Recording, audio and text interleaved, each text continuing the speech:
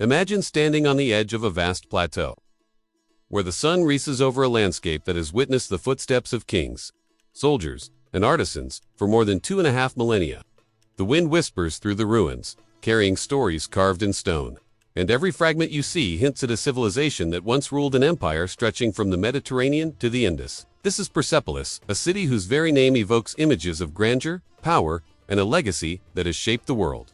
Known as the Golden City, Persepolis was more than just a royal capital. It was the heart of the Achaemenid Empire, a symbol of Persian heritage and a testament to human ambition and artistry.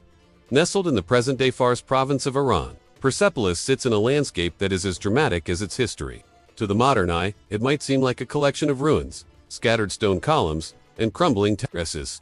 Yet to the people of the ancient world, this city was a marvel beyond imagination. It was designed not merely to serve as a political center, but to demonstrate the power and reach of an empire that commanded respect from far-off lands. And it did so with a style that was unmistakably Persian, grand, precise, and infused with symbolism.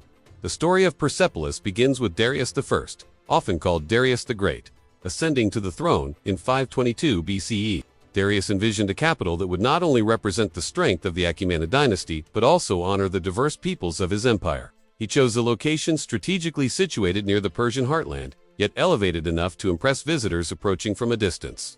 The plateau offered both security and splendor. And here Darius began the work that would become the ceremonial capital of the Achaemenid Empire. Why is it called the Golden City?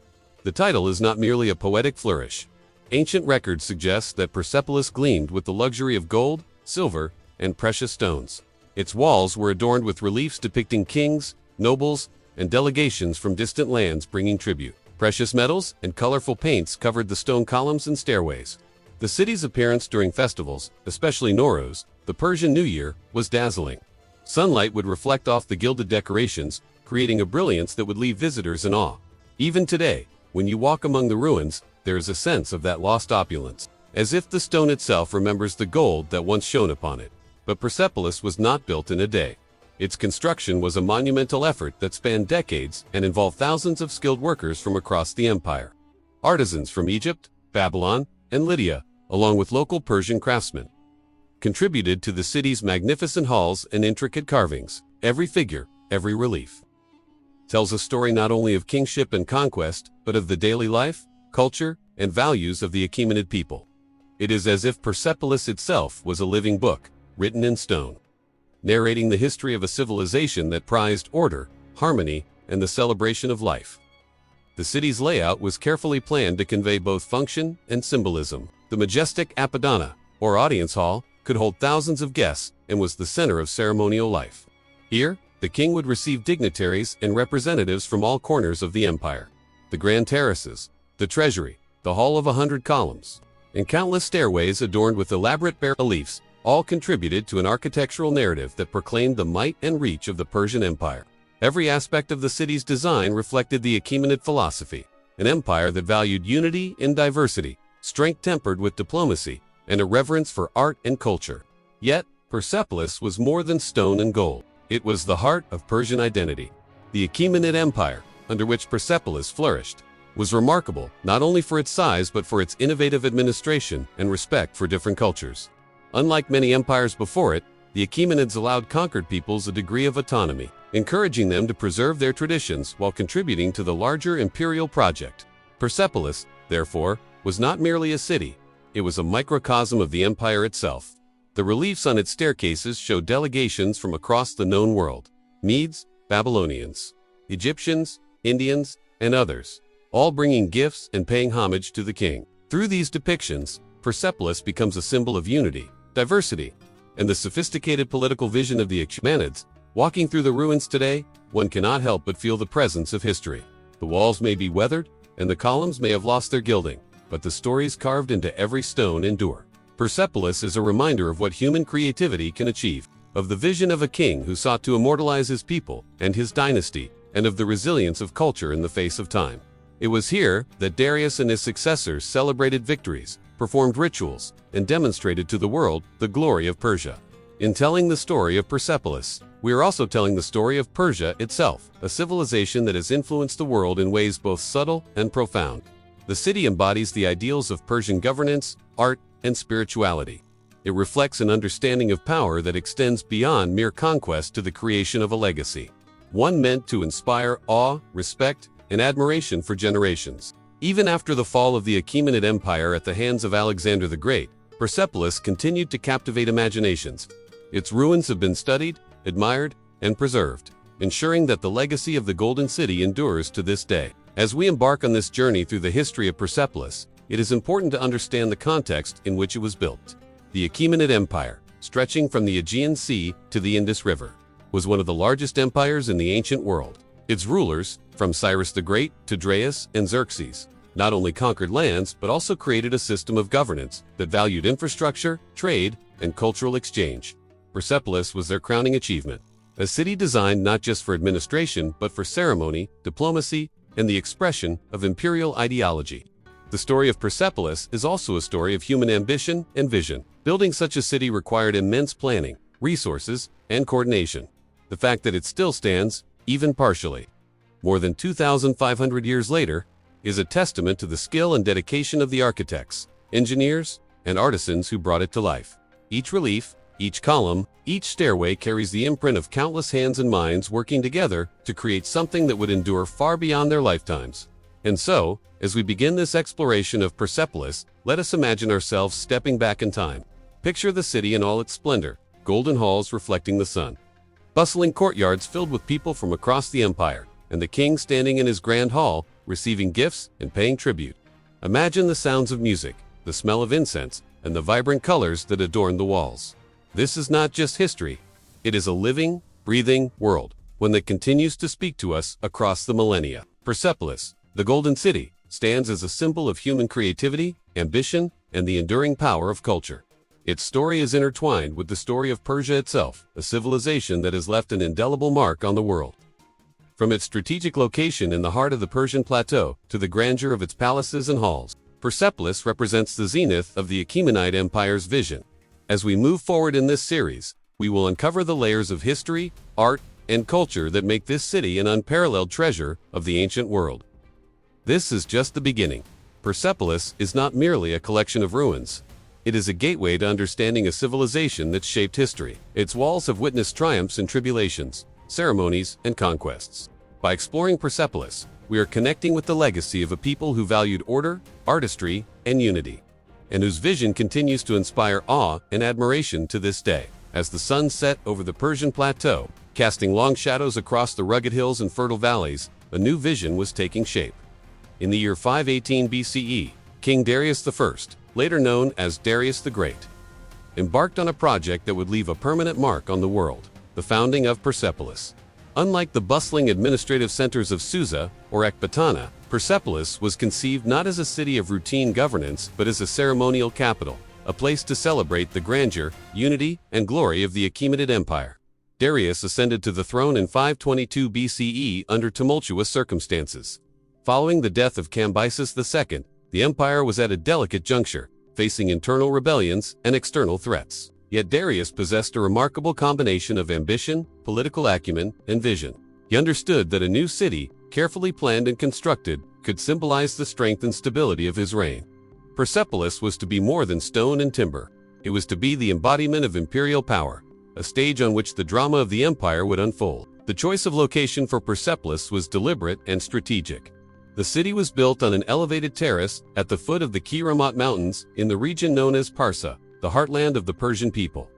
This site offered a commanding view of the surrounding landscape, ensuring both security and a dramatic first impression for visitors approaching from the distant plains. The elevation allowed sunlight to glint off the polished stone and gilded decorations, giving the city an aura of majesty, while the proximity to fertile lands ensured the city could be sustained through agriculture and trade. From the outset, Persepolis was designed with purpose. Darius envisioned a city that could host grand ceremonies, receive delegations from across the empire, and demonstrate the sophistication of Achaemenid administration. The city's role as a ceremonial capital meant that its grandeur was more than aesthetic. It was symbolic. The architecture, the reliefs, and the urban planning were all intended to communicate power, order, and unity. Visitors entering the city would see not merely a collection of buildings, but a deliberate expression of imperial ideology. The early construction of Persepolis was a massive undertaking. Tens of thousands of workers, including skilled craftsmen, laborers, and engineers from across the empire contributed to the project. Local Persians worked alongside artisans from Lydia, Babylonia, and Egypt, blending techniques and styles into a unique architectural language.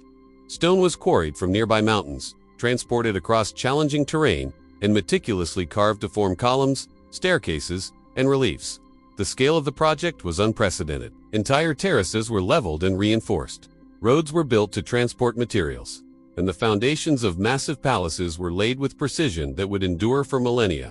One of the first and most significant structures to be erected was the Apadana, the Great Audience Hall. This hall, designed to accommodate thousands of people, would later become the centerpiece of royal ceremonies. Columns rose like forest giants, their capitals intricately carved with animals, symbols, and motifs representing the strength and vigilance of the empire. The walls and stairways were adorned with bas-reliefs depicting delegations from across the known world, each bringing tribute to the king. These images served a dual purpose, recording the diversity of the empire and asserting the supremacy of the Persian monarchy.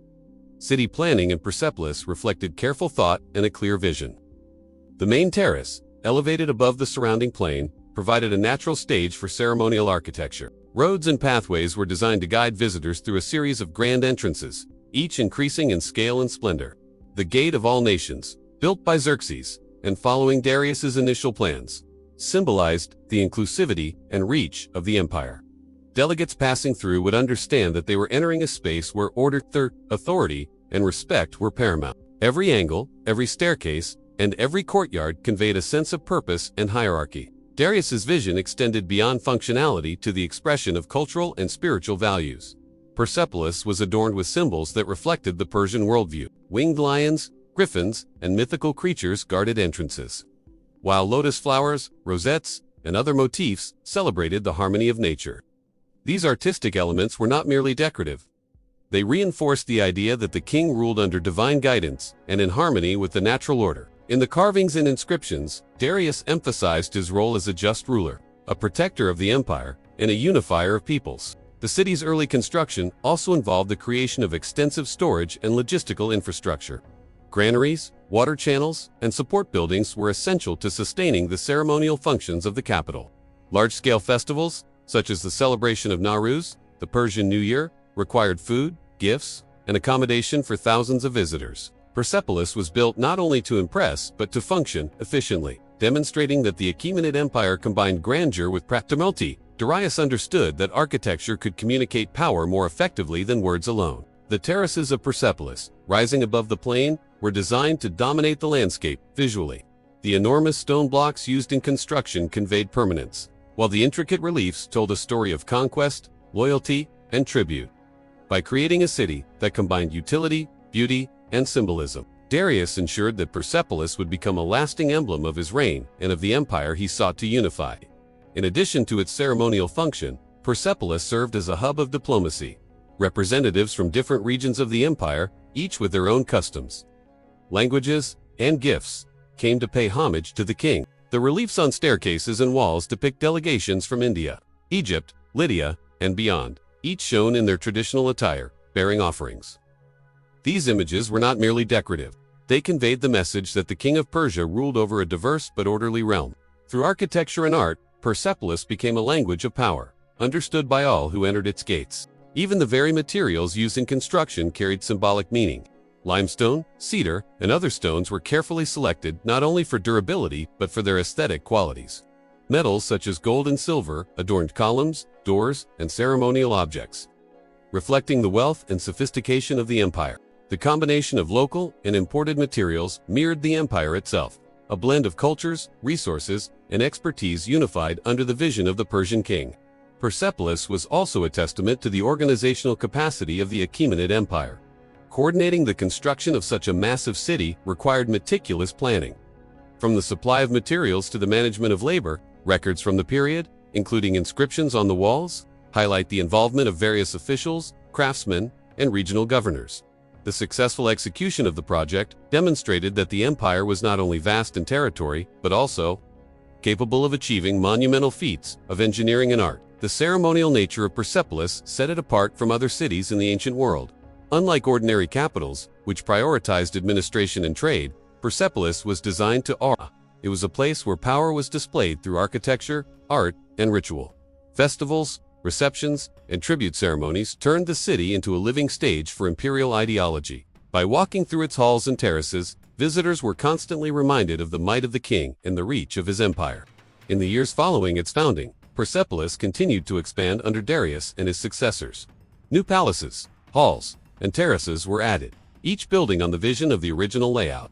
The city grew into a ceremonial center unrivaled in the ancient world, reflecting the sophistication, ambition, and cultural values of the Achaemenid dynasty. Yet even in these early years, the essence of Persepolis was clear. It was a city that combined practical engineering, artistic expression, and political symbolism into a harmonious whole. The founding of Persepolis marked a turning point in the history of the Persian Empire.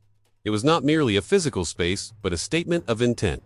Darius I sought to create a capital that would stand as a beacon of power, unity, and culture. Through careful planning, monumental construction, and attention to symbolism, he established a city that would endure for centuries, inspiring admiration and curiosity long after the fall of the Achaemenids. As we step back and reflect on the early days of Persepolis, we see more than just a king and his builders. We see the birth of a vision of a ceremonial city that would encapsulate the glory of an empire and the cultural richness of Persia. The terraces, the halls, the staircases, and the reliefs all tell the story of ambition, ingenuity, and the human desire to create something eternal.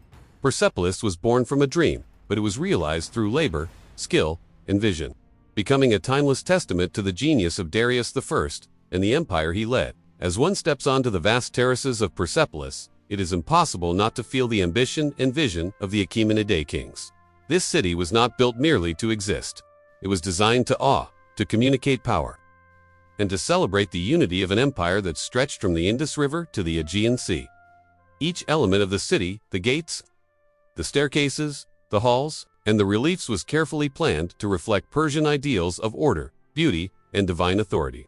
To understand Persepolis is to step into a world where architecture itself is a language, telling stories of kings, peoples, and cultures intertwined in a single imperial vision.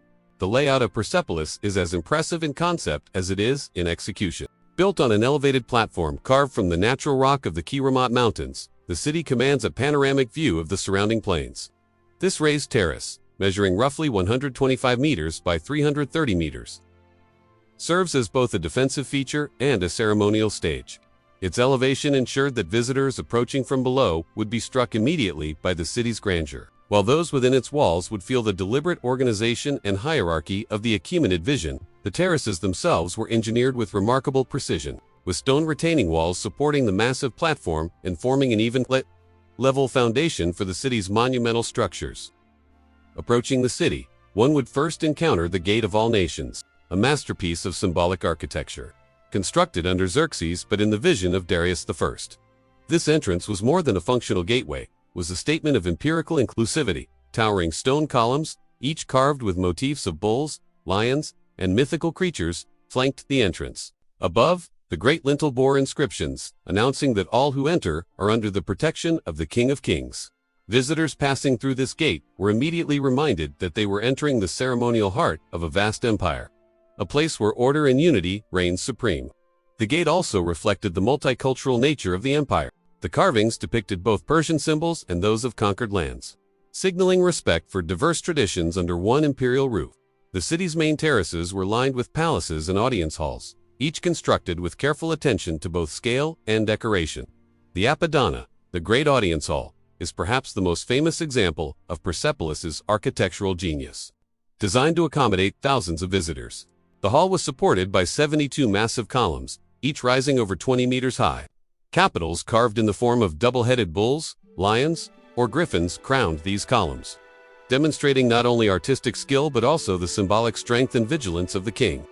The hall's interior walls were adorned with intricate reliefs, showing delegations from across the empire bearing gifts of visual record of loyalty and diversity, immortalized in stone. These images conveyed a clear message. The Persian king's power extended far beyond these terraces, and every subject, from Egypt to India, recognized his authority.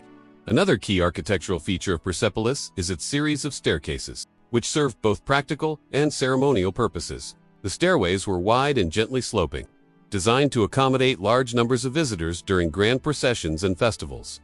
The carvings along these staircases are masterpieces of narrative art. Delegations from distant lands are depicted in meticulous detail, wearing their native attire and carrying traditional gifts. Soldiers and guards stand in disciplined formation. Lions and mythical creatures watch over the scene. And every figure is carved with careful attention to proportion and movement. Walking these staircases, one can almost feel the footsteps of ancient visitors. The soft echo of sandals on stone, and the weight of ceremony in the air. Persepolis also demonstrates a mastery of urban planning. The palaces, halls, and administrative buildings are arranged in a logical yet ceremonial order. Central to the city are the halls of Darius and Xerxes, where the king would receive guests and hold grand celebrations. Surrounding these central spaces are smaller buildings for storage, support staff, and residential quarters. The city's layout was designed to facilitate both function and symbolism. Each building, courtyard, and pathway reinforced the authority of the king and the ceremonial role of the capital. Even the orientation of buildings took into account sunlight, wind, and visibility, showing an understanding of both engineering and aesthetics. Unique Persian motifs abound throughout Persepolis, reflecting the empire's artistic identity. Floral designs, rosettes, lotus flowers, and geometric patterns decorate columns, walls, and reliefs. Animals, both real and mythical, symbolize strength, vigilance, and protection. The double-headed bull, for example, is a recurring motif representing power and endurance. Griffins, winged lions, and composite creatures serve as guardians, while carefully arranged rosettes and patterns create harmony and balance in every space. These motifs are not decorative alone. They communicate values, beliefs, and the cultural sophistication of the Achaemenid Empire. Stone carving at Persepolis reached unprecedented levels of detail and precision. Bas-reliefs tell stories of conquest, diplomacy, and tribute, preserving the clothing, hairstyles, and customs of countless peoples. Each figure is carefully proportioned, each gesture deliberate, creating a visual narrative that communicates both diversity and unity. Carvings also extend to everyday objects, ceremonial vessels, and architectural elements, demonstrating that art was integral to both function and symbolism. The artisans of Persepolis worked with limestone, alabaster, and other stones, using tools and techniques that allowed for fine detail on surfaces both large and small. Their work transformed cold stone into dynamic, expressive imagery, capturing the life and culture of an empire. Among the most striking features are the city's palatial halls, such as the Apadana Palace of Darius and the Hall of 100 Columns. Each palace is a combination of architectural innovation and ceremonial grandeur. The Apadana Palace, with its finely carved reliefs and elegantly proportioned rooms, reflects the personal taste of the king, while the Hall of 100 Columns demonstrates the scale and ambition of the empire. These halls were venues for banquets, receptions, and diplomatic gatherings, where the king projected authority through both presence and architecture. Every column, doorway, and wall conveys intention, making the visitor acutely aware of the hierarchy and order of the empire. Even the city's water management and infrastructure reveal a sophisticated understanding of engineering. Water channels, drainage systems, and cisterns ensured that the terraces and buildings remained functional despite the arid climate.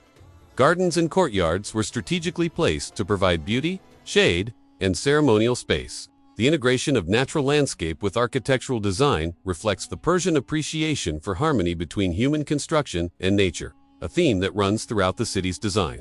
Persepolis's design also carefully considered procession and movement. Ceremonial routes guided visitors from the Gate of All Nations through courtyards and staircases to the central audience halls. The sequence of spaces was intentional. Each gate, hall, and terrace increased in grandeur, building anticipation and reinforcing the authority of the king. Festivals such as Nowruz utilized this choreography, transforming the city into a theater of imperial power. Citizens, diplomats, and soldiers moved through a carefully designed stage, where every step, every sightline, and every relief communicated meaning. The legacy of Persepolis' architecture lies not only in its scale, but in its ability to communicate complex ideas. The city embodies Persian principles of order, hierarchy, and beauty. Its terraces, gates, palaces, and reliefs tell a story of an empire that valued unity without erasing diversity, strength tempered by wisdom, and power expressed through art. Walking among the ruins today, one can still sense the deliberate planning, the careful execution, and the symbolic resonance of every stone. Persepolis demonstrates that architecture can be more than shelter, it can be language, history, and ideology carved in stone. Each building, each column, and each relief serves a dual purpose: functional and symbolic. It is a city that speaks across millennia, inviting visitors to understand the vision of the Achaemenid kings and the artistry of the people who built it. The terraces and halls are silent teachers, guiding the modern observer through the values, culture, and ambitions of an empire that sought to endure through stone, art, and ceremony. In studying Persepolis, one realizes that no other city in the ancient world combined engineering, artistry, and symbolism in such a cohesive way. The terraces rise as if they were natural extensions of the land. The gates announce authority and welcome. The staircases tell stories of tribute and loyalty, and the palaces embody the grandeur of kings. Every aspect of the city's design reinforces its role as a ceremonial capital, a stage upon which the drama of empire was performed daily. Persepolis's architecture and design are therefore not merely historical artifacts. They are lessons in vision, organization, and cultural expression, from the careful layout of terraces and gates to the intricate reliefs and monumental palaces. The city demonstrates that the Achaemenid Empire was as sophisticated in thought as it was vast in territory. For anyone walking its terraces, exploring its halls, and studying its carvings, Persepolis offers an unparalleled window into the mind of a civilization that knew how to communicate power, beauty, and unity across both space and time. If Persepolis is a stage, the Apadana Palace is its grandest theater. Towering over the ceremonial terraces, the Apadana was the largest and most magnificent hall in the city, designed to host thousands of guests at a time. To approach it was to enter the very heart of Persian power, to witness an architectural statement that combined engineering, artistry, and political ideology into a singular, awe-inspiring space. The story of the Apadana is a story of imperial vision, craftsmanship, and the careful orchestration of authority through architecture. The origins of the Apadana trace directly to the reign of Darius I, who sought a hall that could embody the full glory of the Achaemenid Empire. Unlike ordinary palaces designed merely for residence, the Apadana served a ceremonial function intended for grand receptions, royal audiences, and tribute-bearing delegations from across the known world. In its conception, it was a physical manifestation of the empire itself, vast, diverse, and harmoniously ordered. Imagine stepping onto the terrace of Persepolis, the columns of the Apadana rising like giants against the skyline. The hall was supported by 72 monumental columns, each over 20 meters tall, arranged in a grid that created a forest of stone. These were not mere functional supports. They were deliberate symbols of strength, stability, and order. The capitals of the columns were exquisitely carved, often featuring double-headed bulls, lions, and griffins. Each animal symbolized royal power and divine protection, watching over the hall and everyone within it. The sheer scale of these columns, the precision with which they were carved, and their rhythmic repetition created an overwhelming sense of grandeur that visitors could feel in every step. The entrance to the Apadana itself was a carefully orchestrated experience. Visitors would ascend broad staircases, flanked by carved reliefs depicting delegations from far-off lands, each bringing tribute to the Persian king. These staircases were not merely decorative. They communicated a story. On one side, Medes and Persians approach with gifts of horses, textiles, and jewelry. On another, Indians carry exotic elephants and spices. Egyptians present intricately woven fabrics and vessels, while people from distant lands offer gold, silver, and precious stones. Each relief meticulously captures clothing, hairstyles, posture, and demeanor, creating a vivid record of cultural diversity unified under Persian authority. Once inside, the hall would have been awe-inspiring. Imagine a space so vast that thousands could gather, yet every corner designed with precision and artistic intent. The ceiling, supported by massive beams and columns, would have been decorated with painted motifs, lotus flowers, rosettes, and geometric patterns reflecting Persian aesthetics. The polished stone floors reflected light from the golden embellishments above, creating a shimmering effect that must have seemed almost divine. It was a place where architecture and art combined to assert both the king's earthly power and his divine sanction. The reliefs inside the Apadana are more than decoration. They are storytelling in stone. Each figure is carefully proportioned, their gestures deliberate, their eyes conveying respect and loyalty. The delegations are depicted in hierarchical order, with the Persian king always central, emphasizing the structure of power. These carvings do more than record history, they communicate ideology. Every gift-bearing figure tells the visitor, Persia is vast, diverse, and orderly. Its ruler commands loyalty not by fear alone, but through the integration of cultures, the acknowledgement of customs, and the careful orchestration of ceremonies. The architecture itself communicates ideas. The grid of columns creates both intimacy and majesty. Intimate, because no visitor could remain unnoticed in such a space. Majestic, because the forest of stone conveys a sense of scale beyond ordinary human experience. The Apadana was designed for visibility and spectacle. Festivals such as Nowruz, the Persian New Year, transformed the hall into a living theater. The king would receive tributes, nobles would pay homage, and musicians would fill the air with ceremonial music. Every movement, every gesture, every detail of attire was part of a larger choreography designed to impress, persuade, and inspire. The construction of the Apadana was a feat of engineering. Massive stone blocks, quarried from nearby mountains, were precisely cut, transported, and assembled with extraordinary skill. Artisans from across the empire collaborated to carve capitals, reliefs, and inscriptions. The scale of labor and organization required to build such a hall is almost unimaginable. Thousands of workers coordinated over decades to create a space that was simultaneously functional, symbolic, and breathtakingly beautiful. Every stone, every carving, every painted motif was chosen with intent, reflecting both practical and ideological considerations. The ceiling and roof of the Apadana were also remarkable. Supported by the towering columns, they provided shelter while allowing a sense of vertical openness, drawing the eye upward. Painted beams, gilded details, and symbolic motifs created an effect of divine presence. Visitors would feel simultaneously protected and humbled, aware that they stood in a space that represented both human ingenuity and the favor of the gods. The cultural significance of the Apadana extends beyond architecture. It was a stage upon which the Persian king's ideology was enacted. Every ceremony held here reinforced the hierarchy of the empire, demonstrating that all roads, all gifts, and all peoples ultimately led to the king. The Apadana was not merely a palace. It was an expression of governance, diplomacy, and imperial identity. Through its design, the Achaemenids communicated that their empire was vast, orderly, and culturally sophisticated, a place where art, ceremony, and power converged seamlessly. Even the smallest details in the Apadana were imbued with meaning. Carvings of animals, mythical creatures, and floral patterns symbolized protection, fertility, and divine harmony.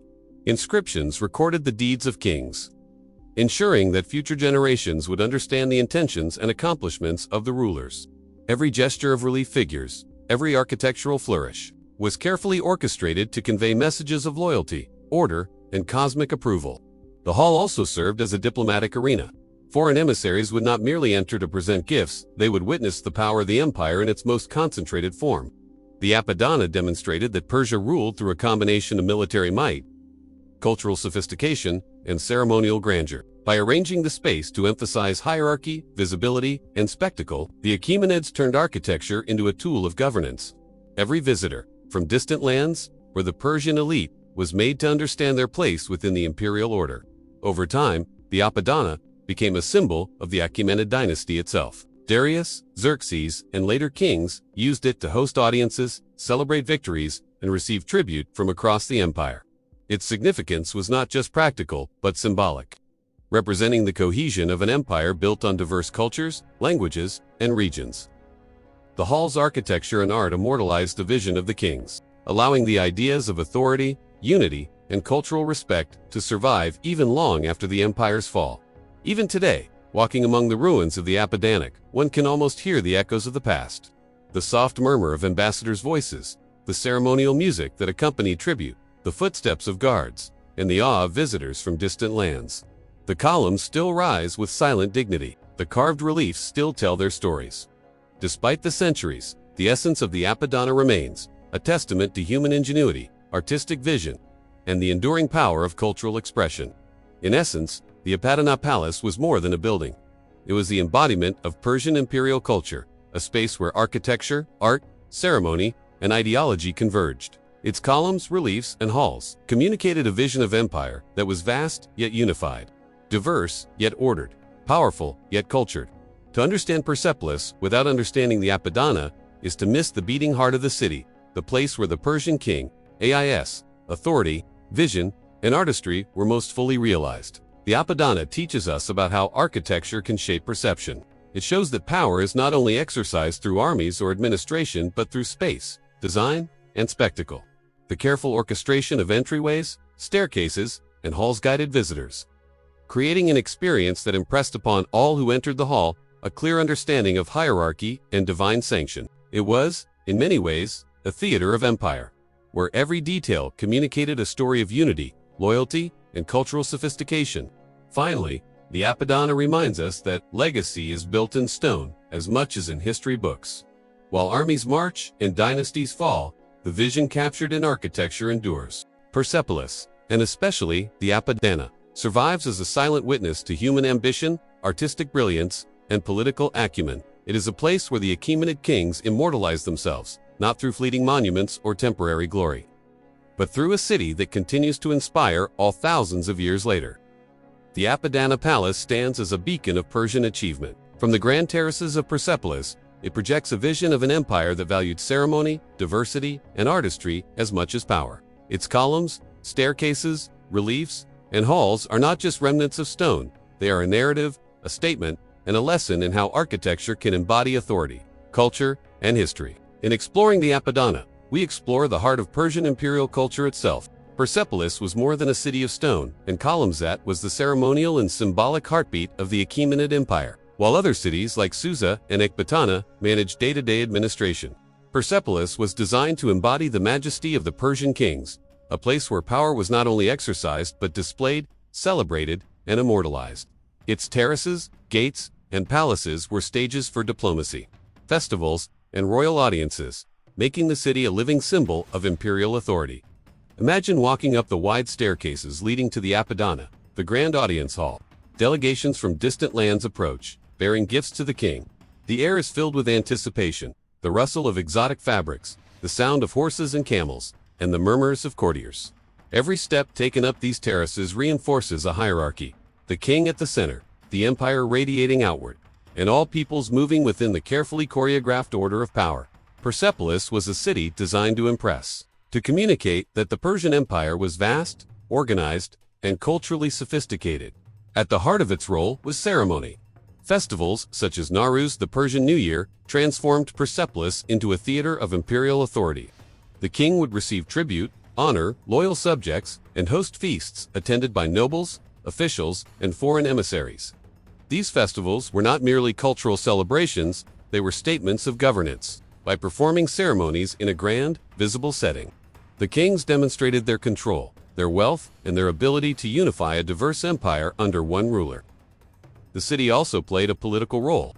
While Persepolis was not the administrative capital, it functioned as a hub for diplomacy and coordination.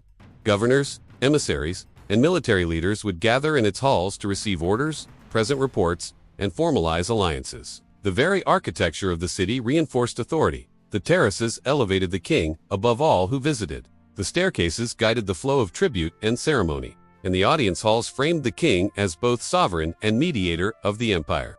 Every visitor, from Persian nobles to distant envoys, experienced the hierarchy physically and visually. Royal gatherings at Persepolis were exercises in both spectacle and strategy. The king's presence in the Apadana, surrounded by towering columns and intricate reliefs, was designed to impress and inspire.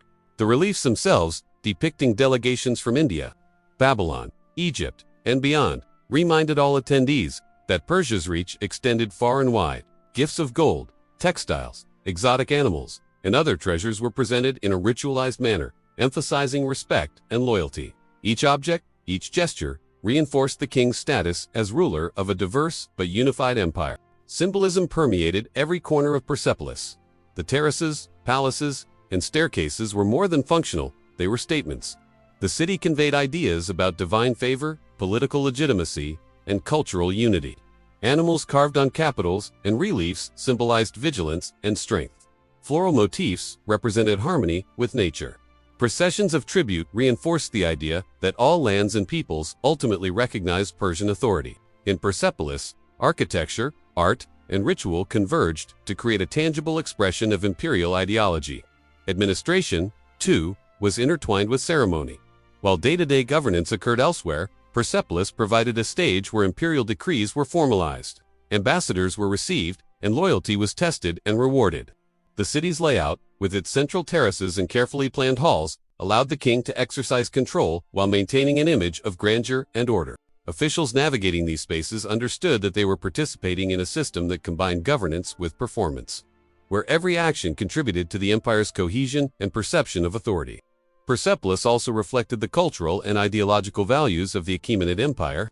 The integration of artistic motifs, Diverse architectural influences and reliefs depicting foreign delegations highlighted Persia's respect for cultural diversity. Yet this diversity was framed within a clear hierarchy, reinforcing the notion that the king united many peoples under one imperial vision. Through its design and use, the city became a symbol of Persia's ability to harmonize strength, diplomacy, and cultural sophistication. The festivals and gatherings held at Persepolis were opportunities to display not only wealth, but also the empire's administrative efficiency. Provisioning for tens of thousands of visitors, coordinating rituals, and orchestrating the movements of emissaries required organization, planning, and authority. In this sense, Persepolis functioned as both a symbolic and practical hub, demonstrating that Persian power was rooted in both spectacle and governance. Even the city's destruction, centuries later, by Alexander the Great, highlights its importance. Persepolis was not attacked randomly. It was targeted precisely because it symbolized the unity, wealth, and cultural sophistication of the Achaemenid Empire. Its terraces, palaces, and reliefs represented the power and legacy of a dynasty, and their loss marked the end of an era. Yet even in ruins, the city continues to convey the story of imperial authority, cultural integration, and ceremonial brilliance. In essence, Persepolis was the heart of Achaemenid ceremonial and political life. Its terraces elevated the king physically and symbolically. Its halls, staircases, and reliefs communicated hierarchy, unity, and loyalty. Festivals and royal gatherings transformed the city into a living theater of empire, where art, ceremony, and governance converged. Through this combination of function and symbolism, Persepolis became more than a city. It became a statement, a narrative, and an enduring emblem of Persian power. The role of Persepolis in the empire reminds us that authority is not merely about conquest or administration. It is also about perception, ceremony, and cultural expression. By integrating architecture, art, and ritual, the Achaemenid kings created a space where their vision of empire could be understood by all who entered. Delegations from distant lands, Persian officials, and local nobles alike were part of a carefully orchestrated system in which every gesture, every tribute, and every visual element reinforced the legitimacy and grandeur of the monarchy. Walking among the terraces and halls today, one can almost hear the echoes of these ceremonies. The footsteps of visiting envoys, the rustle of silk robes, the murmur of diplomats, and the commanding voice of the king issuing decrees. The reliefs, columns, and staircases continue to tell stories of power, diplomacy, and cultural sophistication. They remind us that Persepolis was more than a city. It was the living embodiment of an empire, a place where authority, ritual, and artistry converged to create a narrative that has endured for over 2 millennia. Ultimately, Persepolis's role in the Achaemenid Empire was both practical and symbolic. While it did not serve as the center of daily administration, it provided a space for diplomacy, tribute, festivals, and royal gatherings. Its design communicated hierarchy, unity, and imperial ideology. Its terraces, halls, and reliefs celebrated cultural diversity while reinforcing centralized power. Through its combination of ceremonial function and symbolic grandeur, Persepolis allowed the Achaemenid kings to project authority, cultivate loyalty, and create a legacy that still captivates the imagination of the world today. While the terraces, palaces, and monumental columns of Persepolis tell a story of imperial authority, the real life of the city was found in its people, the workers carving stone under the sun, the craftsmen shaping columns and reliefs, the nobles walking the polished floors of the palaces, and the visitors from distant lands bringing tribute to the king. Persepolis was not merely a ceremonial stage. It was a living city, vibrant with activity, culture, and human ambition. To understand the city fully, we must step into the daily rhythms of life within its terraces, halls, and courtyards. From the first light of dawn, the city stirred with activity. Laborers and artisans climbed the terraces, carrying stone blocks, timber, and tools. Their work was grueling, yet coordinated with remarkable precision. Massive stones quarried from nearby mountains had to be transported across uneven terrain, often using sledges lubricated with water or oil to reduce friction. Teams of workers would guide these colossal blocks up ramps, while overseers ensured that each piece was precisely positioned. It was a task demanding both physical strength and meticulous attention, for even a slight misalignment could compromise the entire structure. The craftsmen of Persepolis were the heart of the city's artistic brilliance. Stone carvers, metalworkers, woodworkers, and painters worked side by side, often collaborating across cultural traditions. Persian artisans combined their native techniques with influences from Mesopotamia, Egypt, and Lydia, resulting in a unique architectural and artistic style that became the hallmark of the city. Reliefs depicting delegations, mythical creatures, and floral motifs were meticulously chiseled, their lines sharp and precise, bringing life and movement to cold stone. These carvings were not merely decorative. They were visual records of an empire's wealth, diversity, and values. Life for the nobility and royal family in Persepolis was a world apart, yet intimately connected to the labor and artistry around them. Palaces and audience halls provided spaces for leisure, governance, and ceremonial performance. Floors were polished, walls painted or adorned with reliefs, and ceilings embellished with carved beams or gilded patterns. Courtyards and gardens offered shade and tranquility, often arranged with fountains, pools, and carefully cultivated flora. Here, nobles walked in ceremonial garments, attended by servants and guards, moving through spaces designed to impress both residents and visitors. Every corridor, staircase, and hall reflected hierarchy, reminding all who entered of the king's central position in the empire. Trade and economy were crucial to life in Persepolis. The city was not an isolated ceremonial center. It was a hub where goods, ideas, and people converged from across the vast Persian Empire. Merchants brought spices from India, textiles from Lydia, precious metals from Anatolia, and grains from the fertile plains of Mesopotamia. These goods supplied the palaces, fueled festivals, and formed the tribute that delegations presented to the king. The bustling exchanges in the streets and courtyards ensured that Persepolis was not only a symbol of power, but also a functioning economic hub, sustaining thousands of workers, officials, and visitors alike. The daily routines of workers and craftsmen were rigorous, yet structured. Laborers awoke before dawn to begin quarrying, transporting, and shaping materials. Craftsmen labored for long hours, often in teams, their efforts synchronized with both the rhythm of construction and ceremonial schedules. Specialized artisans focused on delicate tasks, carving the intricate reliefs that told stories of tribute, molding columns, painting ceilings, or gilding decorations. Apprentices learned under masters, ensuring that techniques and artistic traditions were preserved and transmitted. This collaborative environment created both community and competition, fostering innovation while maintaining the high standards demanded by royal patrons. Cultural interactions were woven into the fabric of daily life. Persepolis was a crossroads of the known world, where Persians mingled with Egyptians, Babylonians, Lydians, Indians, and Medes. Each group brought its own customs, languages, and artistic styles, enriching the city's cultural tapestry. Religious rituals, music, and dance from different regions were often incorporated into festivals and ceremonies. The artistic expression in the palaces, staircases, and reliefs reflected this multiculturalism, combining motifs and techniques in ways that celebrated both diversity and unity under Persian rule. The ritual and ceremonial aspects of life were inseparable from the city's daily routines. Festivals, like Nowruz Markin, the Persian New Year, brought thousands into the terraces and halls. Preparations began weeks in advance. Food was collected, decorations arranged, and ceremonial attire prepared. Laborers polished floors, cleared courtyards, and ensured that water channels and gardens were pristine. Craftsmen finished last-minute embellishments on columns and relief. When the festival began, the city came alive with music, dance, and processions. Delegations approached in choreographed order, presenting gifts and paying homage to the king. Nobles and officials participated in ritualized ceremonies, their roles defined by hierarchy and tradition. The city, in these moments, became a living theater of imperial ideology. The economy of Persepolis was sustained through a combination of tribute, trade, and local production. Grain and livestock were collected from surrounding regions. Artisans produced goods for both domestic use and export, and merchants facilitated long-distance trade. Workshops for metalwork, pottery, textiles, and stone carving were often located near palaces and terraces, ensuring that the supply of essential goods and ceremonial objects was constant. This integration of production, commerce, and ceremony made Persepolis a self-sufficient and dynamic urban center. Life in Persepolis also included artistic and cultural contributions that extended far beyond architecture. Musicians played instruments during festivals, dancers performed traditional routines, and poets recited hymns praising the king and the empire. Craftsmen created intricate jewelry, ceremonial vessels, and decorative items that reflected the empire's wealth and sophistication. Education and apprenticeship ensured that skills were passed down, maintaining the high artistic standards required for palace decoration and ceremonial objects.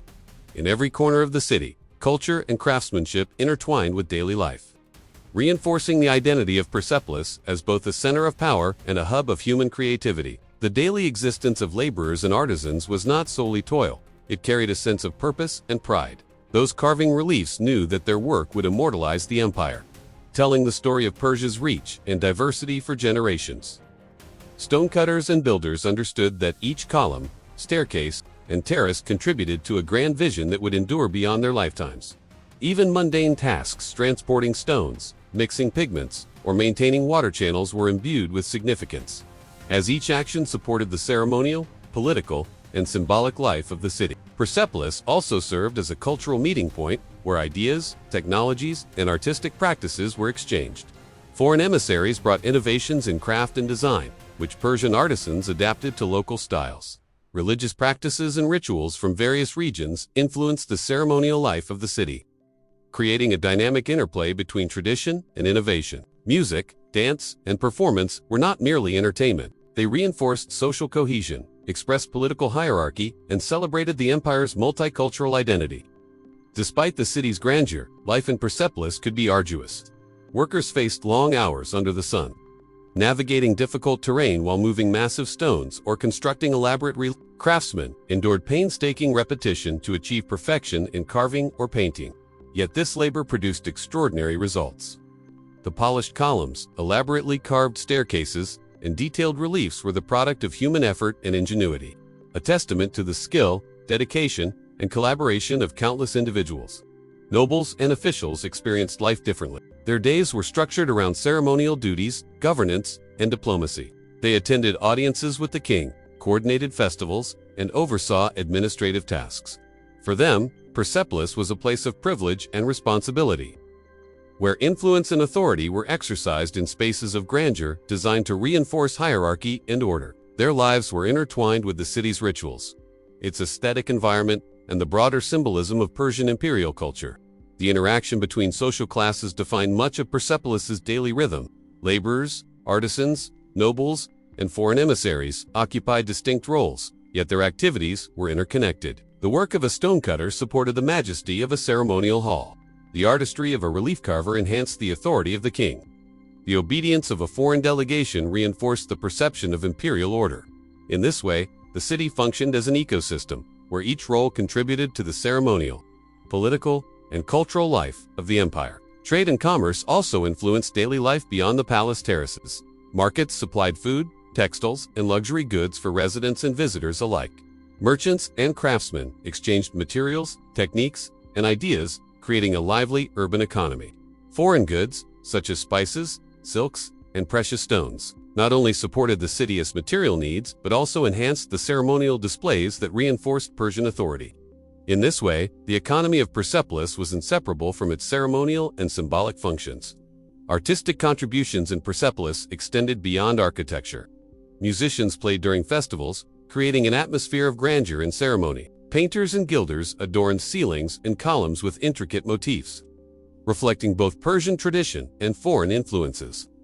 Potters, metalworkers, and textile artisans produced objects that were functional, decorative, and symbolic.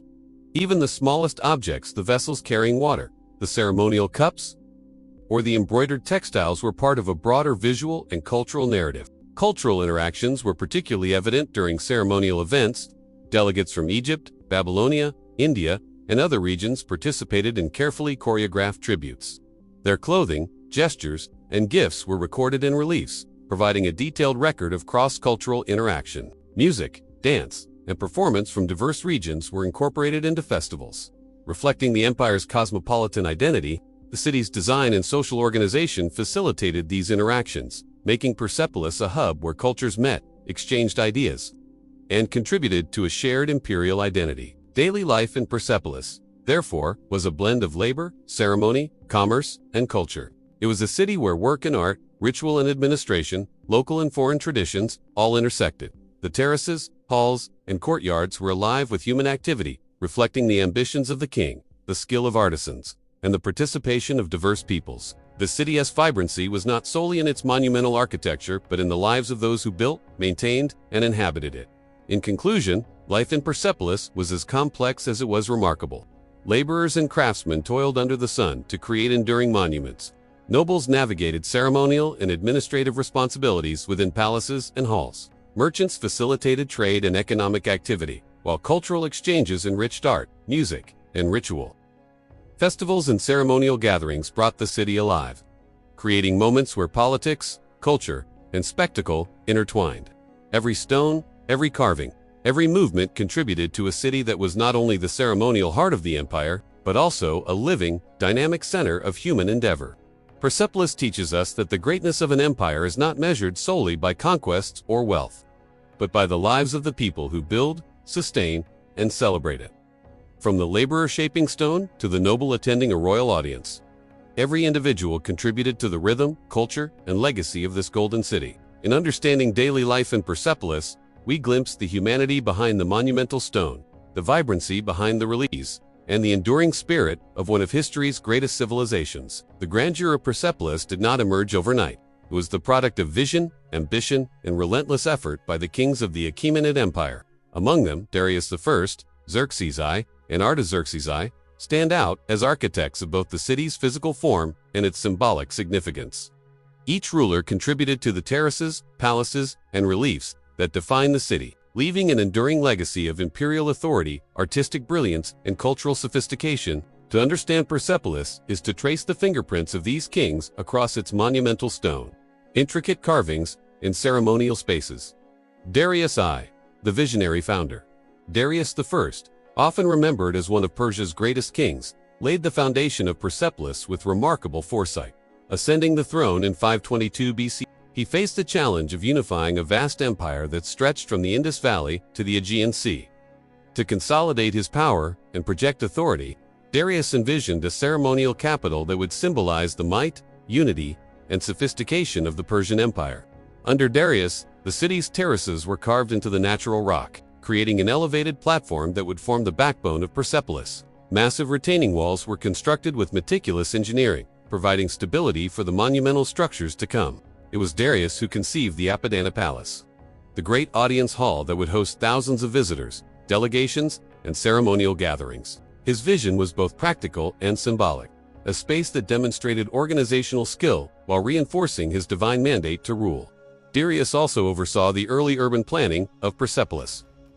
Palaces, halls, and administrative buildings were arranged with precision, ensuring that ceremonial processions, royal audiences, and tribute presentations could occur seamlessly. Roads and staircases guided movement through the city, while terraces provided elevated perspectives that emphasized hierarchy and grandeur. Even the smallest details, from the placement of columns to the orientation of gates, were deliberate, designed to impress visitors and convey the king's authority. In addition to architecture, Darius commissioned the first inscriptions and reliefs that immortalized the empire's diversity and loyalty. Delegations from across the realm were depicted carrying tribute, gold, textiles, exotic animals, and ceremonial gifts. Each figure was carefully rendered, reflecting both artistic skill and cultural awareness. These carvings served a dual purpose. They documented history and communicated ideology. Through them, Darius asserted that the empire was vast, orderly, and unified under his rule. Xerxes I, expansion and embellishment.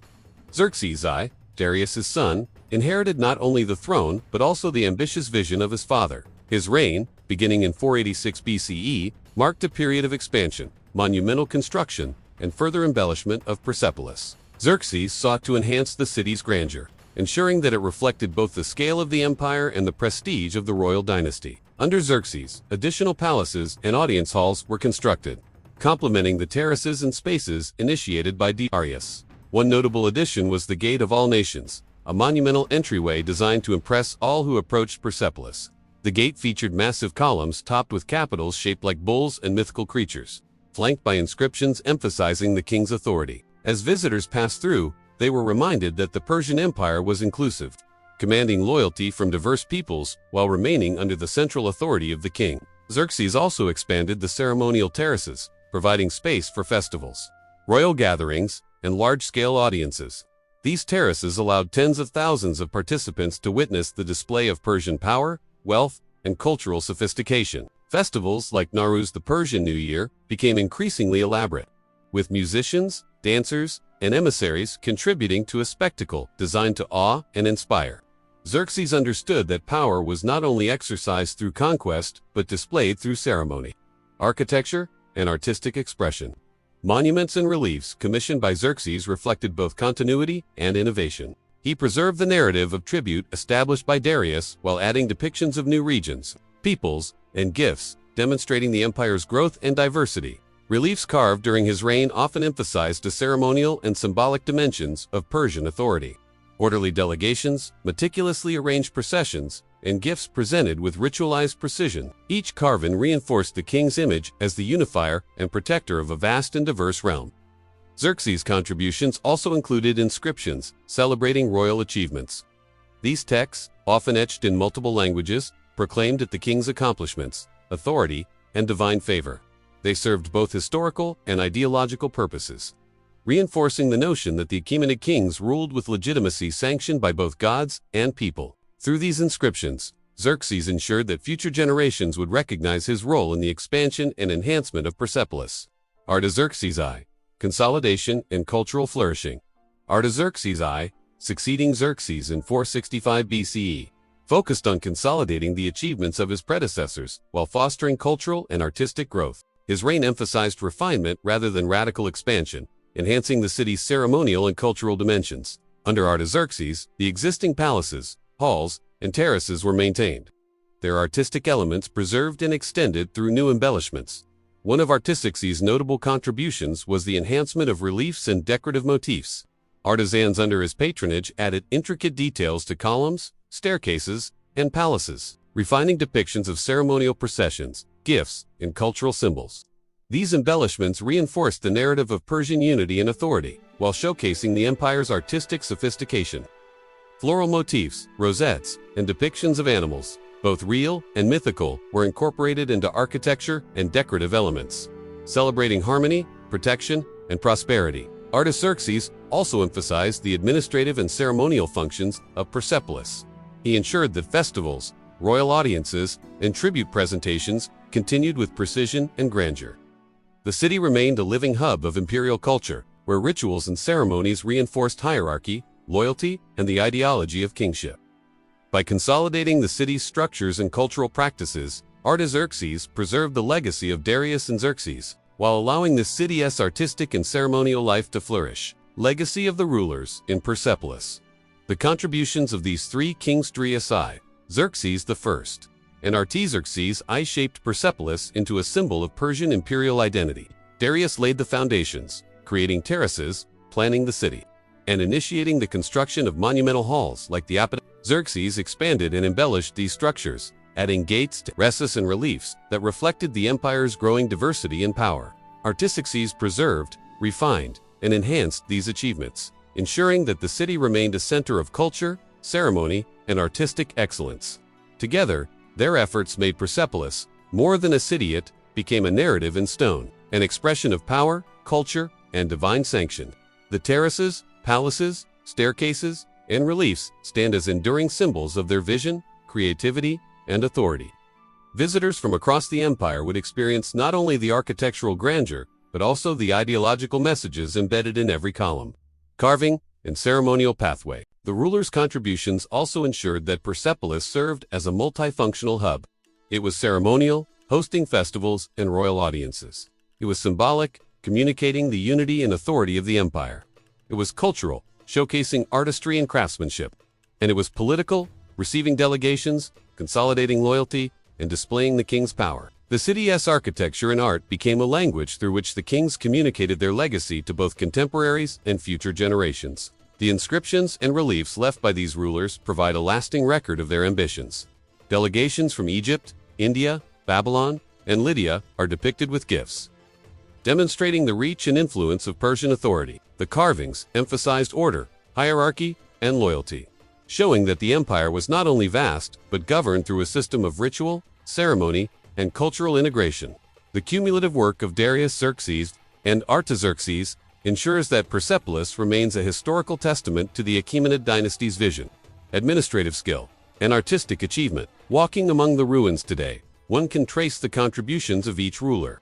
The terraces echo Darius's original planning, the grand staircases and gates reflect Xerxes' monumental enhancements, and the refined reliefs and decorative motifs carry the subtle touches of Artaxerxes' cultural patronage. Together, they tell a story of ambition, collaboration, and enduring vision of a city that stands not only as a record of architectural achievement, but as a living chronicle of the Persian Empire's power, culture, and legacy. Persepolis teaches a profound lesson about leadership, that a ruler's vision extends beyond conquest and governance into architecture, art, and culture. By building, embellishing, and preserving this ceremonial capital, Darius, Xerxes, and Artaxerxes created a tangible, lasting representation of their authority, their values, and their empire. Their legacy is etched in stone, visible in every column, relief, and hall, a testimony to the enduring power of vision combined with action. In essence, the contributions of the kings of Persepolis remind us that empires are built not only with armies and politics, but through the creation of spaces that inspire, communicate, and endure. Persepolis is the embodiment of that principle, a city shaped by rulers whose ambition, artistry, and authority continue to resonate more than 2 millennia later. Persepolis was not just a city of stone, columns, and imperial authority. It was a place where the spiritual life of the Persian Empire unfolded in tangible and symbolic ways. Religion and ceremony were inseparable from the architecture, daily routines, and grandeur of the city. From the terraces where kings received tribute to the halls where rituals reinforced hierarchy, Persepolis functioned as a space in which divine order and human governance converged. To understand the city fully, we must explore its religious influences, ceremonial practices, and role in Persian spiritual life. Zoroastrian influences. At the core of religious life in Persepolis was Zoroastrianism, the state religion of the Achaemenid Empire. Founded by the prophet Zoroaster centuries earlier, this faith emphasized the eternal struggle between truth Asha and falsehood Druj, the importance of moral conduct, and the worship of Ahura Mazda, the supreme deity representing wisdom, light, and order. The principles of Zoroastrianism permeated the city's design, architecture, and ceremonial life, guiding both rulers and citizens. The king, as the representative of divine order on earth, was expected to act in accordance with Zoroastrian principles. His authority was not simply political, it was spiritual, grounded in the idea that he upheld Asha across the empire. This divine mandate influenced the ceremonial practices in Persepolis, shaping the layout of the terraces, the design of audience halls, and the organization of festivals. Every step in the Apadana, every procession up the grand staircases, was imbued with symbolic meaning, reinforcing the king's role as the guardian of cosmic order. Reliefs and inscriptions throughout Persepolis also reflect Zoroastrian ideals. While the carvings primarily depict delegations and tribute, they subtly convey moral and spiritual messages. Orderly processions, harmonious arrangements of figures, and depictions of loyalty and obedience reinforce the principle of Asha. Even the imagery of animals and mythical creatures, bulls, lions, and griffins, carries symbolic significance, representing strength, protection, and divine favor. Through these artistic expressions, religion and governance became intertwined, each supporting the other in the daily life and ceremonial functions of the city. Ceremonial processions. The ceremonial life of Persepolis was both spectacular and meticulously organized. Festivals such as Nowruz, the Persian New Year, brought together nobles, officials, laborers, and foreign delegations in a series of choreographed rituals designed to celebrate the king's authority and reinforce spiritual order. Preparations for these events began long in advance. Terraces were cleaned and polished, reliefs were inspected and repaired, gardens were tended, and ceremonial attire was prepared. Every detail mattered, from the placement of gifts to the alignment of processions, ensuring that the symbolism of the ritual was clear and powerful. During the festival, the terraces of Persepolis would come alive with movement, sound, and color. Delegations from across the empire approached in carefully arranged order, their attire reflecting regional identities and status. Each envoy carried gifts: gold, silver, textiles, animals, and exotic goods that symbolized both tribute and loyalty. The movement of these groups up the grand staircases was highly ritualized, reinforcing hierarchy and demonstrating the reach and cohesion of the Persian Empire. As they ascended, the visual narrative carved into the stone staircases amplified the ceremonial experience, showing that tribute, loyalty, and divine order flowed seamlessly toward the king. Inside the Apadana and other audience halls, ceremonies continued with precise protocol. Music, chants, and ritualized gestures accompanied the presentation of gifts. The king presided over the proceedings, embodying both temporal and spiritual authority. Attendants and guards maintained order, ensuring that each participant understood their role within the hierarchy. These ceremonies were not only displays of power, they were acts of religious significance, symbolically aligning the empire with cosmic order and divine favor. Royal rituals and religious symbolism. Royal rituals in Persepolis were deeply intertwined with Zoroastrian beliefs. The king's presence in the ceremonial halls symbolized his role as upholder of Asha, the moral and cosmic order. Each gesture, from receiving tributes to blessing officials, carried spiritual weight. Certain rituals emphasized purification, the maintenance of harmony, and the alignment of human activity with divine will. These acts reinforced the notion that the king's authority was not arbitrary but sanctioned by the highest spiritual principles. The architecture of Persepolis itself facilitated these rituals. Terraces elevated ceremonial spaces, providing both visibility and symbolism, while staircases guided the movement of participants in orderly sequences. Audience halls, with their towering columns and intricately carved reliefs, framed the king as the focal point of ritual activity. Reliefs depicting delegations and tribute were not mere decorations, they were visual reminders that the empire was diverse, yet unified, and that loyalty to the king was a sacred duty. Even the placement of doors, gates, and ceremonial pathways was designed to enhance the spiritual and symbolic dimensions of ritual, transforming mundane movement into sacred procession. The city also hosted smaller-scale religious observances. Daily offerings, prayers, and rituals were performed by priests and attendants in specific areas, often in the presence of royal officials. These practices reinforced the spiritual foundation of governance and daily life, ensuring that Persepolis remained a city in which religious observance and political authority were inseparable. Fire, a central element in Zoroastrian worship, likely played a significant role in these rituals, symbolizing purity, divine light, and the presence of Ahura Mazda.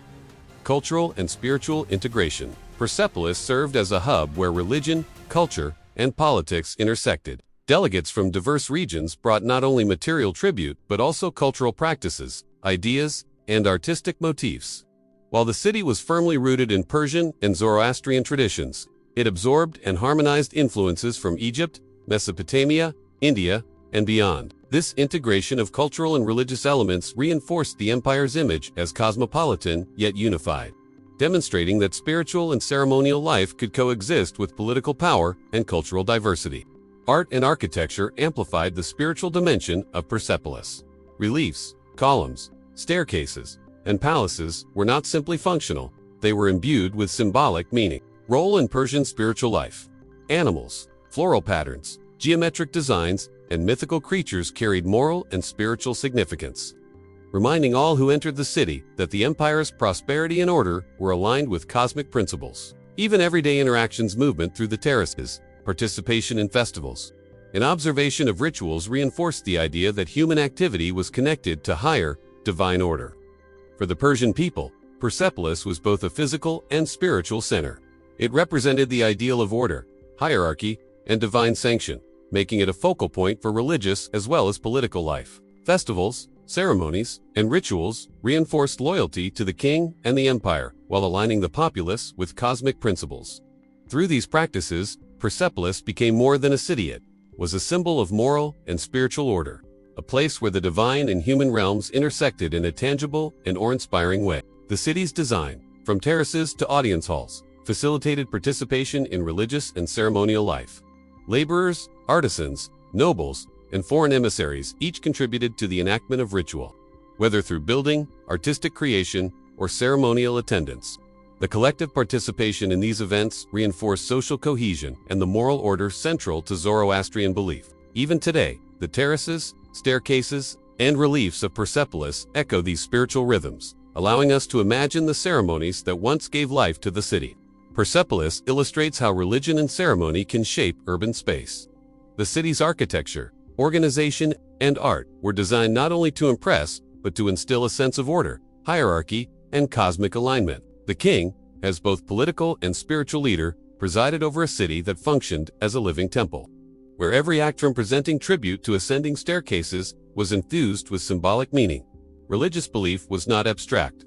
It was enacted daily through ritual, ceremony, and artistic expression, making Persepolis a city where spiritual life was inseparable from civic and imperial identity. In conclusion, the religious and ceremonial life of Persepolis reveals the spiritual heartbeat of the Achaemenid Empire. Zoroastrian principles influenced architecture, reliefs, and rituals, guiding both rulers and citizens in their roles. Ceremonial processions, royal audiences, and festival observances combined to reinforce hierarchy, loyalty, and cosmic order. The city was a stage where spiritual, cultural, and political life converged, creating a dynamic and enduring symbol of Persian authority. Through its terraces, halls, staircases, and relief, Persepolis communicates the centrality of religion and ceremony in Persian imperial life. The city shows that governance was not only about power, but about moral and spiritual responsibility.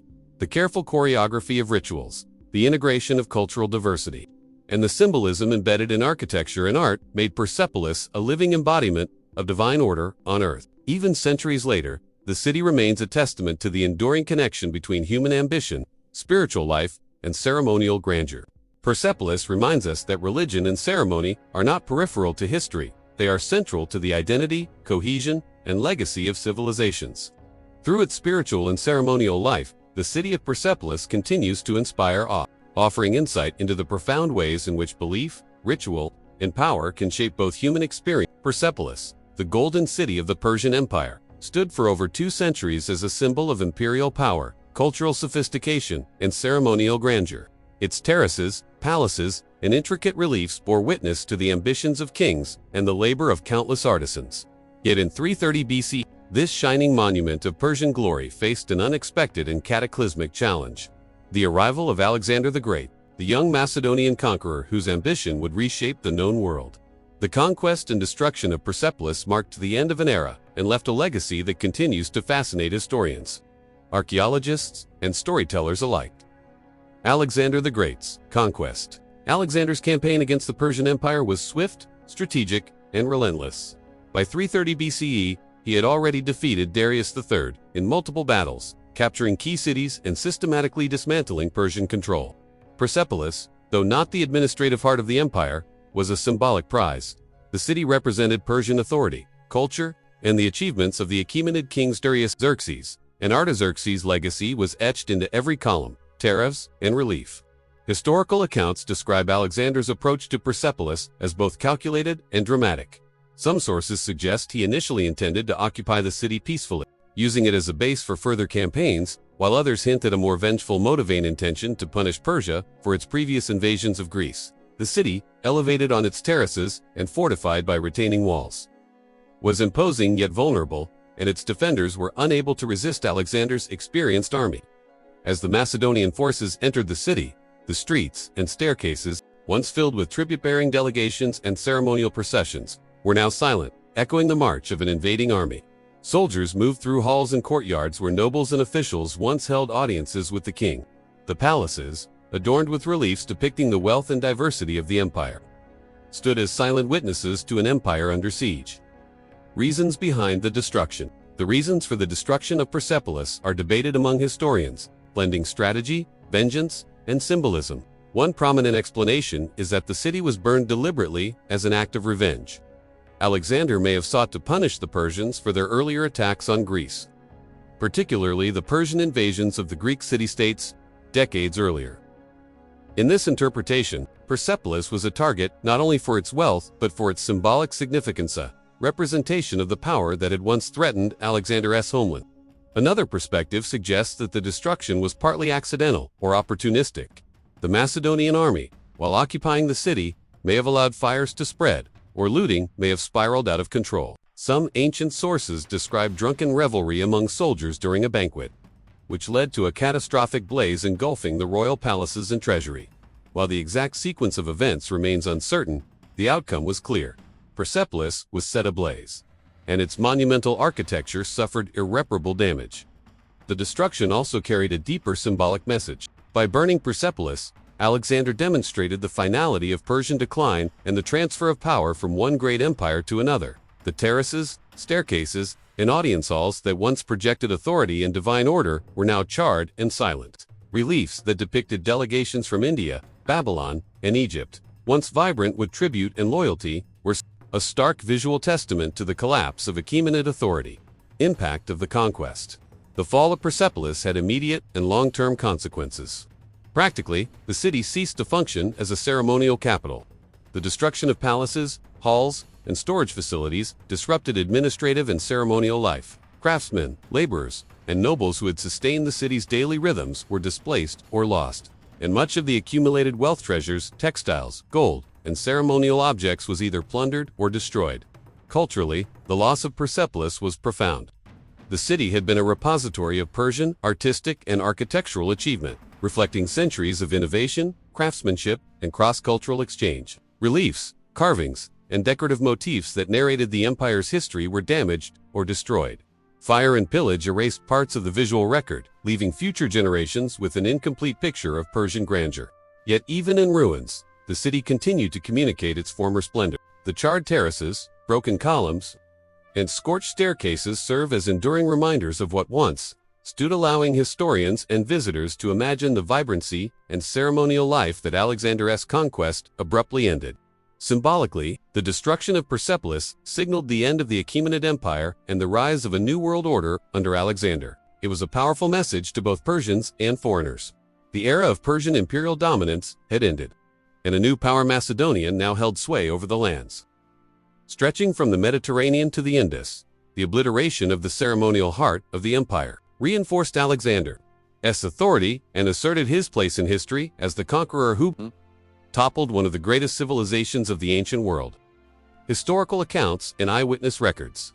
Accounts of Persepolis' fall come from ancient historians such as Arrian, Plutarch, and Diodorus Siculus, who provide detailed, though sometimes contradictory, narratives of the events. Arrian emphasizes Alexander's strategic brilliance and military prowess, describing the occupation and subsequent burning as a demonstration of power. Plutarch, however, adds a dramatic element, recounting a banquet in which soldiers, encouraged by alcohol, set the palaces aflame. Diodorus notes both the looting of treasures and the destruction of ceremonial spaces, highlighting the cultural as well as political impact. These accounts, while differing in detail, collectively illustrate the magnitude of the event. They describe not just the physical destruction but also the psychological impact on both conquerors and conquered. For the Macedonians, the burning of Persepolis was a moment of triumph and assertion of dominance. For the Persians, it marked the loss of a sacred and ceremonial heart, a rupture in the continuity of tradition, and a visible end to the reign of kings whose authority had once extended across continents. Archaeological evidence supports these historical narratives. Excavations reveal charred remains of wooden beams, collapsed stone structures, and damage consistent with fire and deliberate dismantling. Reliefs and carvings bear signs of destruction, yet many survive, allowing scholars to reconstruct aspects of the city's former glory. Even in ruin, Persepolis communicates the scale, artistry, and ceremonial significance of the Achaemenid Empire. The traces of fire and conquest become part of the narrative, a testament to the dramatic events of 330 BCE, legacy of Persepolis after destruction. Although Persepolis never regained its former status as a ceremonial capital, its legacy endured. The ruins became a historical and cultural reference point, illustrating both the achievements of the Achaemenid kings and the transformative impact of Alexander's conquest.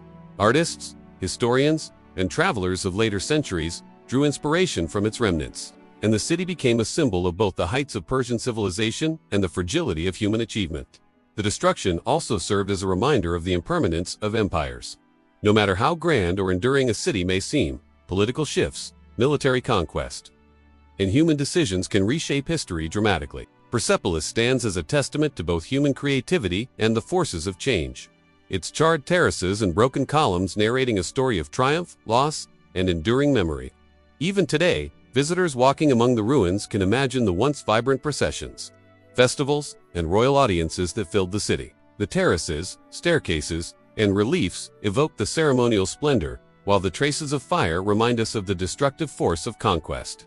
Persepolis tells a story not only of imperial ambition and artistic achievement, but also of vulnerability, resilience, and the enduring power of memory. Conclusion: the invasion and destruction of Persepolis by Alexander the Great in 330 BCE represents a pivotal moment in world history. The city, which had symbolized the wealth, power, and cultural sophistication of the Achaemenid Empire, was reduced to ruins, its palaces burned, and its treasures looted. The act was at once political, symbolic, and, according to some accounts, vengeful. It signaled the end of Persian imperial dominance and the emergence of Macedonian power. Yet the legacy of Persepolis endured. Its architectural brilliance, artistic achievements, and ceremonial grandeur continue to captivate the imagination. Even in ruin, the city communicates the story of its former glory and the dramatic events that led to its downfall. Historical accounts and archaeological evidence allow us to reconstruct the narrative of conquest, destruction, and enduring cultural memory. Persepolis teaches us that cities are more than physical structures. They are embodiments of cultural values, spiritual beliefs, and human ambition. Its destruction reminds us of the fragility of empires, while its surviving remnants testify to the enduring achievements of the Achaemenid kings. The story of Persepolis does not end with fire, conquest, and ruin. Centuries after the terraces were scorched and the palaces abandoned, the city's remnants lay hidden beneath layers of dust, sand, and memory. The Golden City of the Achaemenid Empire, once vibrant with processions, festivals, and royal audiences, became a silent witness to the passage of time. Yet, the spirit of Persepolis endured, waiting for the moment when modern eyes would rediscover its grandeur and allow scholars, archaeologists, and travelers to glimpse the brilliance of Persian civilization. The rediscovery of Persepolis. The first modern accounts of Persepolis emerged in the early 17th and 18th centuries. As European travelers and explorers ventured into Persia, intrigued by reports of ancient ruins and monumental architecture, scholars and adventurers such as Carsten Niebuhr, a member of the Danish expedition to Persia in the 1760s, meticulously documented inscriptions, reliefs, and remnants of the city. Niebuhr's careful copies of cuneiform inscriptions provided invaluable information about the kings of the Achaemenid Empire, laying the groundwork for later decipherment and historical reconstruction. Other travelers, including French, British, and German explorers, journeyed to the Zagros Mountains region to locate and document the remnants of Persepolis. They described terraces rising from the plain, giant stone columns, and staircases adorned with reliefs depicting delegations from distant lands. Their journals conveyed both awe and curiosity, emphasizing the scale, artistry, and symbolic power of the city, even in its ruined state. Through these early accounts, the lost city gradually re-entered the consciousness of the modern world, inspiring historians and archaeologists to explore it more systematically. Major archaeological excavations. The first systematic archaeological work at Persepolis began in the 1930s, led by the Oriental Institute of the University of Chicago. Scholars such as Ernst Hersfeld and Erich Schmidt undertook extensive excavations, uncovering terraces, palaces, reliefs, and inscriptions that had been buried or partially destroyed. Their work revealed the city's complex layout, the central terraces, the Apadana Palace, the Throne Hall, the Gate of All Nations, and numerous smaller palaces and administrative structures. These excavations brought to light the remarkable engineering, architectural, and artistic achievements of the Achaemenid kings. Columns carved from single stone blocks.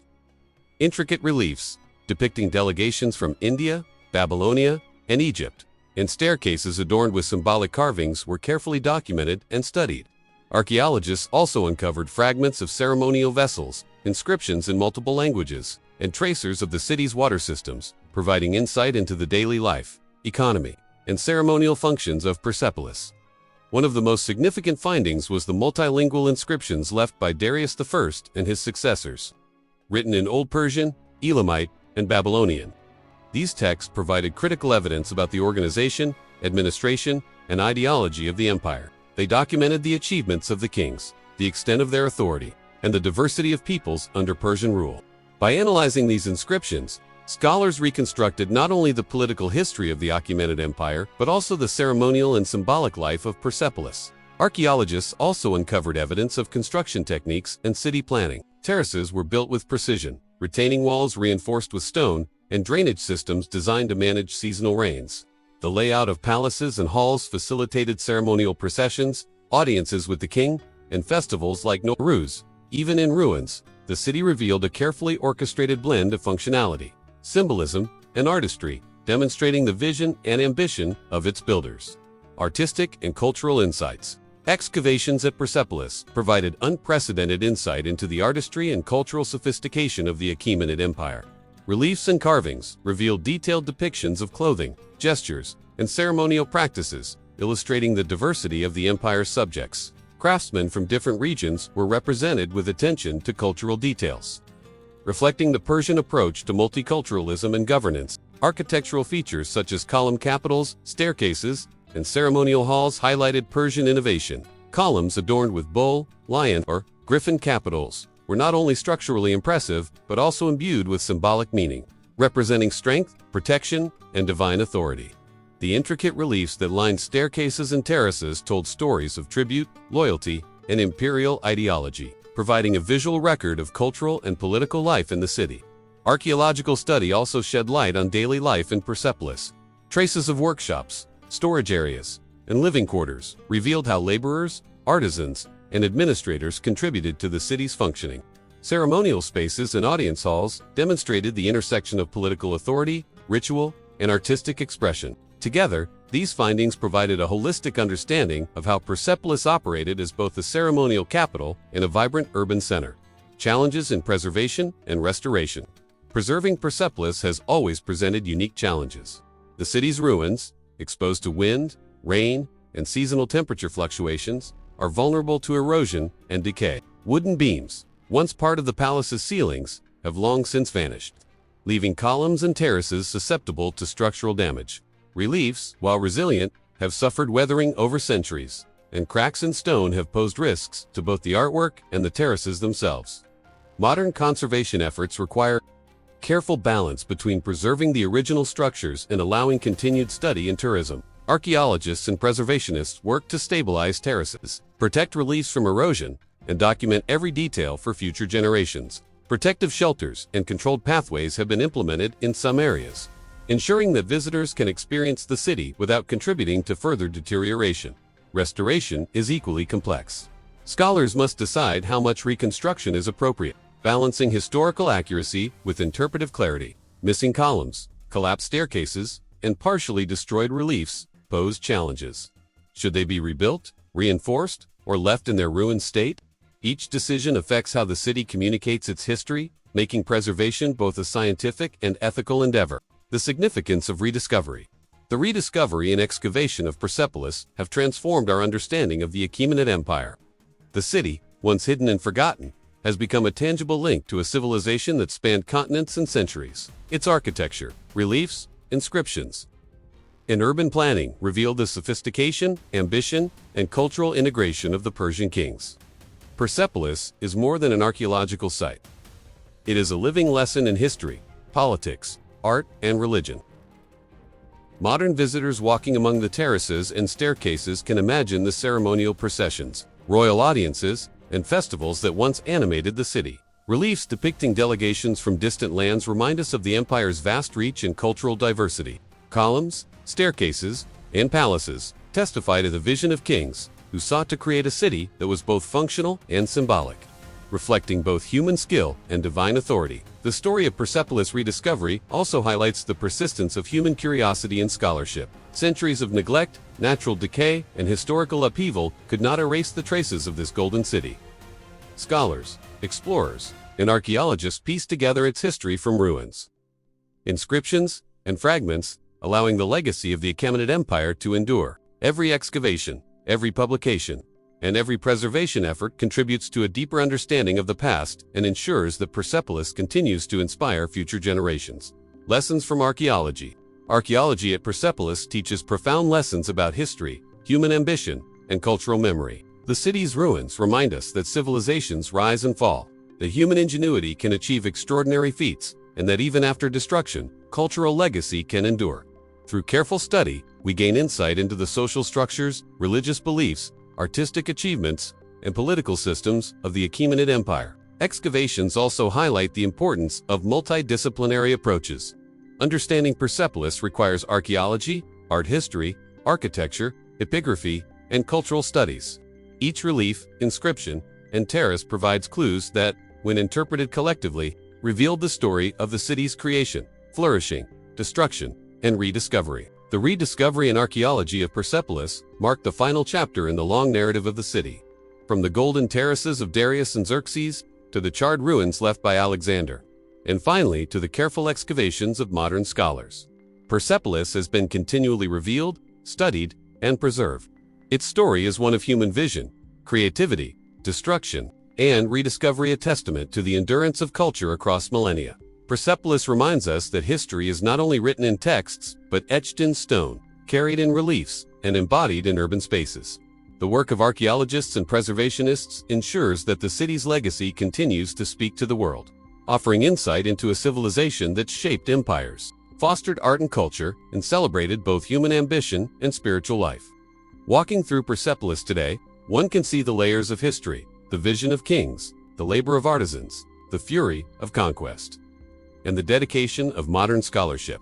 Each terrace, Each column and each relief tells a story, and together they preserve the memory of a city that, though long fallen, continues to shine as a testament to the grandeur of the Persian Empire. Persepolis is not only a relic of an ancient empire, it is a living symbol that continues to shape Iranian identity and culture, inspiring generations long after its terraces were first carved and its palaces adorned. Though the city lies in ruins, its legacy resonates in art, literature, media, and national consciousness. The story of Persepolis in modern culture is one of remembrance, reinterpretation, and reverence, reflecting how a civilization's achievements continue to influence identity and creativity centuries later. Persepolis, an Iranian identity. For Iranians, Persepolis represents more than architectural and historical achievement, embodies a sense of national pride and continuity. As the ceremonial capital of the Achaemenid Empire, the city symbolizes the heights of Persian civilization, political power, cultural sophistication, and artistic mastery. In the modern era, particularly following the rise of nationalism in the 20th century, Persepolis became a focal point for discussions about Iranian identity, heritage, and the nation's enduring cultural legacy. The terraces and palaces of Persepolis, even in their ruined state, are powerful reminders of Persia's pre-Islamic history. For Iranians, the city conveys a sense of belonging to a civilization that extended across continents and centuries, whose influence shaped not only the Middle East but the wider world. School textbooks, historical documentaries, and public discourse often highlight Persepolis as the pinnacle of Persian achievement, reinforcing its symbolic role as a cultural touchstone. National celebrations and cultural programs frequently reference Persepolis, emphasizing its importance in the collective memory of Iran. Artists, poets, and writers draw inspiration from the city's architecture, reliefs, and historical narratives, portraying it as a bridge between past and present. In this way, Persepolis serves as a living symbol of Iranian resilience, creativity, and historical continuity, connecting modern citizens to their ancestral roots. Representation in art and literature. The influence of Persepolis on art and literature is extensive and multifaceted. Painters, sculptors, and illustrators often depict the city's terraces, grand staircases, and monumental columns, capturing both its scale and symbolic grandeur. These representations are not limited to historical accuracy. Many artists interpret Persepolis through imaginative lenses, highlighting the ceremonial life, colorful tributes, and architectural elegance that once animated the city. In literature, Persepolis appears as both setting and symbol. Historical novels, poetry, and essays evoke its terraces, palaces, and reliefs to explore themes of power, empire, and cultural achievement. Writers often juxtapose the city's grandeur with its eventual destruction by Alexander the Great, creating narratives that explore impermanence, human ambition, and the passage of time. Through such literary engagement, Persepolis becomes more than an archaeological site. It becomes a narrative space where history, imagination, and identity intersect. Persepolis has also inspired modern Iranian cinema and media, appearing in documentaries, historical dramas, and educational programs. Filmmakers and producers use its ruins to convey authenticity, scale, and historical context. The terraces, columns, and staircases serve as visual anchors for storytelling, providing audiences with a tangible connection to the Achaemenid era. Documentaries often combine aerial footage, reconstructions, and expert commentary to illustrate not only the city's architecture but its social, ceremonial, and cultural significance. Internationally, Persepolis has influenced art, literature, and media as well. Scholars, architects, and historians across the globe study its layout, construction techniques, and relief, using them as inspiration for exhibitions, museum displays, and academic publications. Through these channels, the city's influence extends far beyond Iran, contributing to global appreciation of Persian culture and history. Persepolis in education and popular culture. Persepolis also occupies a central place in educational curricula, both within Iran and internationally. Textbooks often include detailed descriptions, photographs, and reconstructions of the terraces, palaces, and ceremonial spaces. Students learn not only about the architecture and history, but also about the cultural values, governance, and artistic achievements of the Achaemenid Empire. By engaging with Persepolis in educational settings, learners gain a sense of continuity with the past and an appreciation for the complexity of ancient civilizations. In popular culture, Persepolis is frequently referenced in novels, historical games, and exhibitions.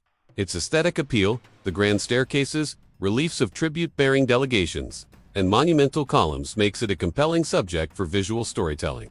Artists and designers often draw on its motifs, using the stylized reliefs and architectural forms as inspiration for modern artistic expression. The city's terraces and staircases appear in illustrations, animations, and even video games, allowing new audiences to interact imaginatively with its history. UNESCO World Heritage Status. In 1979, Persepolis was designated a UNESCO World Heritage Site, recognizing its outstanding universal value as a cultural and historical treasure. This designation has elevated the city's profile, ensuring that preservation, research, and public engagement receive global attention. UNESCO highlighted not only the architectural and artistic achievements of the city, but also its significance as a symbol of human creativity and cultural integration. The World Heritage status has facilitated preservation and conservation initiatives, protective measures, careful archaeological documentation, and public awareness campaigns help safeguard the terraces, columns, staircases, and reliefs from natural decay and human impact. This recognition also encourages tourism, allowing people from around the world to experience the grandeur of Persepolis firsthand while promoting global understanding of Persian heritage. Preservation and cultural continuity. Persepolis' presence in modern culture is closely linked to ongoing preservation efforts. Iranian authorities, together with international scholars and conservationists, work to stabilize structures, prevent erosion, and document remaining artifacts. Educational programs and guided tours inform visitors of both the city's history and the importance of safeguarding cultural heritage. By connecting preservation with cultural representation, Persepolis continues to be a living part of Iranian identity, rather than a static relic of the past. The cultural events and artistic projects often take place in or near the ruins, highlighting the connection between ancient heritage and contemporary creativity. Artists, musicians, and performers draw inspiration from the terraces and palaces, producing works that celebrate history while engaging modern audiences.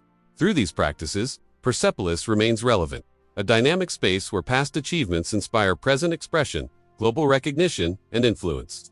Beyond Iran, Persepolis has become a symbol of human civilization, admired for its architectural ingenuity, artistic sophistication, and historical significance. Scholars study its terraces, palaces, and reliefs to understand the organization, governance, and cultural values of the Achaemenid Empire. Museums and exhibitions around the world feature artifacts, photographs, and reconstructions, allowing global audiences to appreciate the city's grandeur. The influence of Persepolis in global culture extends to architecture, art, and design. Elements of its column, capitals, staircases, and ceremonial layouts inspire architects and artists seeking to integrate historical motifs into modern creations.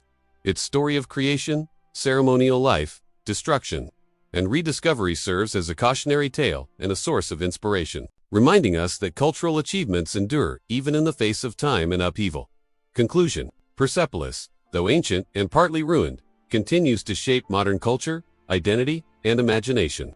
For Iranians, it is a powerful symbol of national pride and continuity, linking contemporary society to a civilization that spanned continents and centuries. In art, literature, media, and education, Persepolis inspires storytelling, creativity, and scholarly inquiry. Its designation as a UNESCO World Heritage Site ensures that it receives recognition, protection, and global appreciation. Through terraces, columns, reliefs, and staircases, Persepolis communicates its history, ideals, and aesthetic achievements. Modern culture, in turn, preserves and reinterprets these narratives, allowing the city to remain a vibrant part of collective memory. Persepolis demonstrates that cultural heritage is not confined to the past. It lives on in art, scholarship, education, and identity, connecting people across generations and borders. The Golden City of the Achaemenid Empire, from its foundation to its rediscovery, serves as a reminder of human ambition, creativity, and resilience. In modern culture, Persepolis continues to shine, teaching us that history, art, and identity are intertwined, and that the legacy of... As we reach the final chapter of our journey through the history of Persepolis, it is time to reflect not only on the grandeur of this ancient city, but also on the lessons it offers us today. From its founding by Darius I, through its architectural splendor, ceremonial life, destruction at the hands of Alexander the Great, and rediscovery by modern archaeologists, Persepolis remains an unparalleled testament to human creativity, ambition, and cultural achievement. Its terraces, palaces, and reliefs may now lie in ruins, yet they continue to speak across the centuries, carrying stories of kings, craftsmen, diplomats, and ordinary people who once animated this golden city. Reflection on Persepolis' significance in world history. Persepolis occupies a unique place in the story of world civilization. As the ceremonial capital of the Achaemenid Empire, it symbolized political authority, cultural integration, and the artistic achievements of a diverse empire spanning 3 continents. The city's terraces, monumental staircases, and grand palaces were more than architecture. They were embodiments of ideology, reflecting the Persian vision of order, hierarchy, and divine sanction. The city's significance extends beyond Persia. Scholars, historians, and travelers worldwide recognize Persepolis as a benchmark of ancient urban planning, monumental construction, and cultural expression. Its reliefs depicting delegations from Babylon, India, Egypt, and beyond reveal the empire's reach and the sophistication of its diplomatic and ceremonial practices. Persepolis demonstrates that empire building is not solely a political or military endeavor. It is also a cultural and artistic achievement that communicates values, ideology, and identity across generations. The story of Persepolis' destruction by Alexander the Great offers equally important historical lessons. The fire that consumed the palaces, the looting of treasures, and the displacement of people highlight the vulnerability of human achievement to political upheaval and military conquest. Yet even in ruin, Persepolis, terraces, columns, and staircases continued to testify to the grandeur of the Persian Empire. The juxtaposition of creation and destruction reminds us that the endurance of culture depends not only on physical structures, but also on memory, scholarship, and preservation. Lessons from architecture, culture, and the rise and fall of the empire. Persepolis teaches us several enduring lessons. 1. Vision and ambition. The Achaemenid kings envisioned a city that was both functional and symbolic. Every detail from staircases to reliefs was designed to communicate authority, order, and cosmopolitanism. Modern leaders, architects, and urban planners can draw inspiration from the city's combination of aesthetic elegance and practical planning. 2.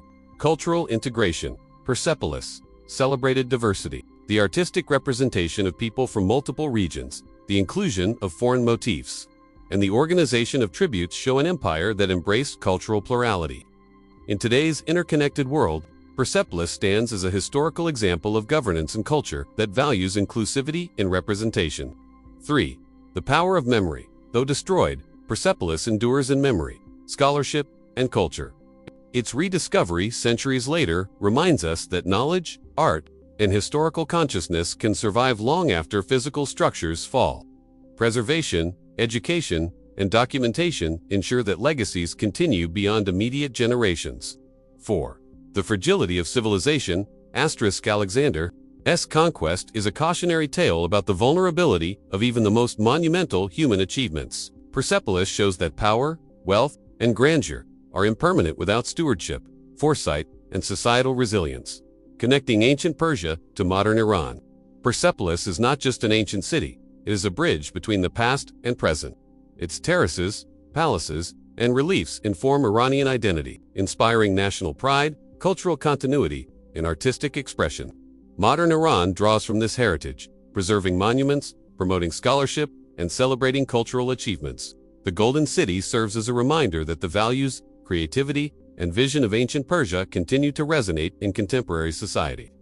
Through Persepolis, we see the thread of continuity that links millennia, the pursuit of beauty, order, knowledge, and representation. It reminds Iranians and the world alike that cultural achievement transcends time, leaving lessons that remain relevant for leadership, art, governance, and societal cohesion. As I reflect on Persepolis, I am struck by the scale of human ambition and the enduring power of creativity. Walking through its terraces, in the past visuals we've shared on this channel, you can almost hear the footsteps of workers, the voices of ambassadors, and the music of festivals that once animated this golden city. Each relief, staircase, and column tells a story of human endeavor, of kings who dreamed, artisans who built, and civilizations that flourished and fell. For me personally, Persepolis is more than history. It is a source of inspiration. It reminds us to value our cultural heritage, to learn from the past, and to appreciate the artistry and vision of those who came before us. By studying the city, we not only understand ancient Persia, but also gain insight into the universal themes of human ambition, resilience, and creativity. I encourage you, as viewers and history enthusiasts, to revisit the past through these stories, to explore the images and reconstructions we've shared, and to immerse yourself in the life of this extraordinary city. Every column, every terrace, and every relief has a lesson to offer, lessons about power, culture, community, and the passage of time. If you've enjoyed this journey through Persepolis, please take a moment to to like this video, subscribe to the channel, and explore our past episodes, where we've traced the history of kings, empires, and civilizations that shaped the world. Your support helps us continue to bring history to life, connecting ancient stories to modern understanding. Together, we can ensure that the legacy of Persepolis and countless other historic wonders continues to inspire curiosity, reflection, and admiration. The story of Persepolis is the story of humanity's ambition, creativity, resilience, and impermanence. From its rise under Darius I to its ceremonial grandeur, its destruction by Alexander, and its rediscovery by modern scholars, the city embodies the full spectrum of historical experience. Its legacy teaches us to value culture, to preserve knowledge, and to learn from the successes and failures of the past. As we conclude this series, let us carry the lessons of Persepolis forward. Let us remember that every stone, every relief, and every terrace is a testament to the power of human vision. A reminder that history lives not only in the past, but in our awareness, interpretation, and imagination. Persepolis continues to shine not just as a ruin, but as a beacon of inspiration for generations past, present, and future.